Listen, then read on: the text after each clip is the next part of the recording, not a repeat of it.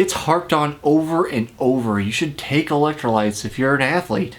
I even did a video on what electrolytes do for you as an athlete, but do you actually know when to take those electrolytes? Well, I'm Jesse Funk, and on today's episode of Runner's High, we're going to talk about when to take those electrolytes, as well as a very helpful tip from my friend, Dr. Todd Buckingham.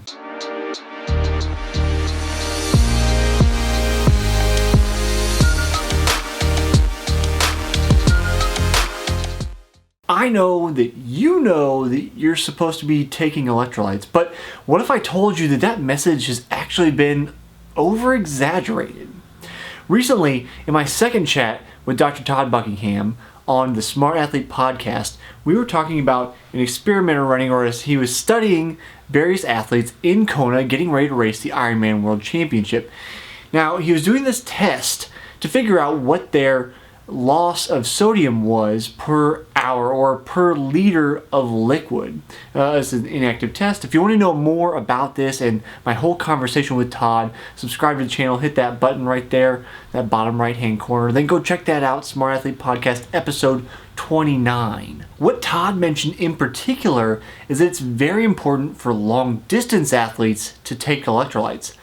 But if you're working out for less than an hour, it may not be important for you to take electrolytes at all. This is something that's perpetuated by, we'll say, unnamed sports drink companies that have a vested interest in this.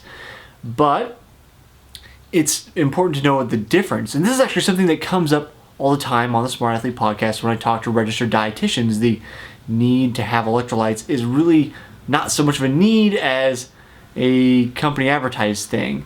Now again, if you're going long distance, longer than an hour, then electrolyte replacement is very important. But if you're going shorter than an hour, often you will naturally gravitate towards foods with those salts, electrolytes are salts in them, and you'll get all the electrolytes you need through the food that you eat after you get done working out. So if you work out for less than an hour, then you can pretty much just stop this video and head on your way, or go check out that episode with me talking to Todd on the Smart Athlete podcast. You're pretty much done here. You don't really need any more information. However, if you are working out for more than an hour, or you're working out in very hot conditions, or you're dressed in layers for cold weather, or the last condition, if you sweat a lot like me, then stick with me, and I'm going to give you my personal recommendation, what I do to make sure I'm getting enough electrolytes in when I'm racing or I'm running, whatever it is that I'm doing that requires me to take that fluid in. For that last condition, if you don't know how much you sweat, as I said before, subscribe to the channel. I actually did a video on calculating your sweat rate. And that's important because one of the tips that Todd mentioned in my conversation with him is that the average person loses about 1,000 milligrams of sodium per liter of sweat. Now, because I sweat a lot under normal conditions, I sweat even more in hot conditions, I'm losing about 1.5 liters per hour, which means I'm losing 1,500 milligrams of sodium, which is a lot. That's a lot to replace. And again, as Todd mentions in our talk, conventional sports drinks don't have that much in them. Maybe 300 milligrams for a bottle. So you're going to have to take in a considerable amount of liquid to get the kind of sodium you need. You typically have to use something besides those traditional sports drinks, something with a higher sodium and electrolyte content to replace those things. Once you lose those electrolytes, you run the potential of muscle cramps, GI distress, and really just decreased performance because your muscles can't perform at maximal capacity.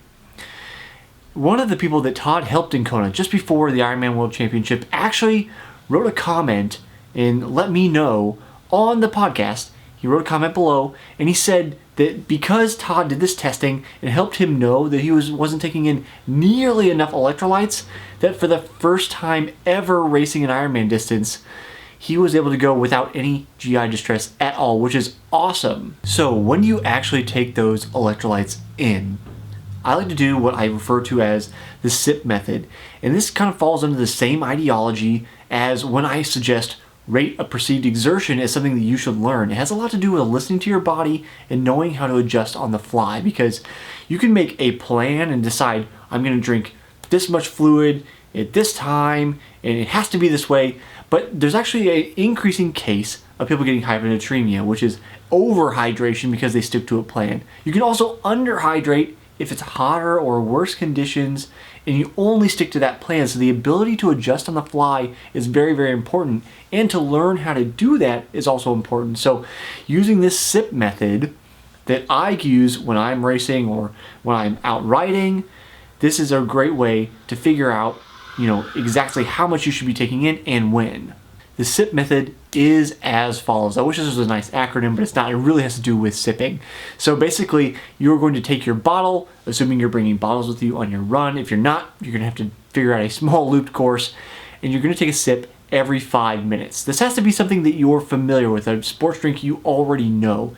If it's a new flavor, a new taste, then the results are a little invalid because there's more, variables than you're used to be able to, kind of perceive how this tastes. So when you take a sip at that 5 minute mark, you're not taking in a lot of liquid, so you're not going to really risk that overhydration, but you kind of see how does it taste. If it tastes neutral, like it does all the time, you can probably drink a little bit and you're fine. If it tastes very, very good, then you probably need to get a fair amount of liquid in at that time. Don't chug your entire bottle, but take a good amount in. If it doesn't taste good at all or it tastes sickening, then you're going to wait 10 minutes before you sip again. In those first two cases, when it tastes neutral or it tastes good, sip again in 5 minutes, same check. Does it taste good? Does it taste neutral? Does it taste bad? This helps you adjust on the fly. So when it tastes bad or it tastes sickening and something's not right, you skip that time interval. Often it's because you are taking too much in. You're taking too many electrolytes in or too much liquid in, one of the two, and your body's saying, okay, no more, this isn't right. But when it tastes especially good, that's when your body's saying, hey, I need that. We have to remember that all these sensors that we have, taste, touch, sight, all of the rest, these are sensory inputs that we have to tell us about, our own body, our own internal things from the things that we are interacting with. That's why listening to your body is important, because it's already built in with a lot of the tools you need to race at optimal efficiency. This last tip is from Todd in that chat I had with him, episode 29 of the Smart Athlete podcast. And this is especially important for if you're somebody like me who sweats a lot. Remember, I'm losing at least 1,500 milligrams of sodium per hour, and that means that I need to take a lot in.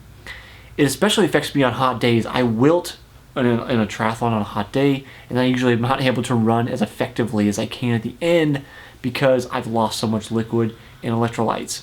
So Todd's suggestion for me, and this is actually really neat and very almost common sense, but not quite, is that you can actually preload with electrolytes before a race. If you know you're going into a hot race, or if you're like me and you sweat a lot and you lose a lot of those electrolytes, you can preload much like you might carb load the day before. So in my case, Todd's suggestion was I lose about 1,500 per hour.